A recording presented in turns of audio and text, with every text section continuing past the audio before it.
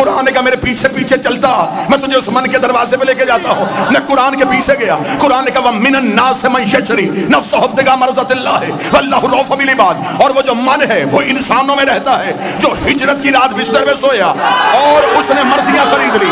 وَمِنَ النَّاسِ مَن يَشْرِي انسانوں میں ایک ایسا من رہتا ہے. میں نے کہا تو نے انسانوں میں بتایا, چہرہ تو دکھا, وہ من ہے کون سا؟ قرآن نے کہا تو چہرہ دیکھے گا. ایک اور آیت سر اٹھایا, فرمایا وَكُلُّ مَنْ عَلَيْهَا فَانٍ وَيَبْقَى وَجْهُ رَبِّكَ ذُو الْجَلَالِ وَالْإِكْرَامِ. قیامت والے دن ہر چیز ہلاک ہو جائے گی سوائے اس من کے جو اللہ کا چہرہ. مولوی کہتا بستر بھی علی نہیں ہے, وجہ اللہ بھی علی نہیں ہے, قرضے بھی علی نہیں دیتا. میرے مالک نام بتا. فرمایا پیغمبر کے دروازے پہ جا. میں نے رسول کے دروازے پہ ہاتھ جوڑے. رسول کا چل میرے ساتھ غدیر کے میدان میں, میں تجھے چہرہ دکھاؤں. میں غدیر میں آیا. نبی کا مالک کون تھا؟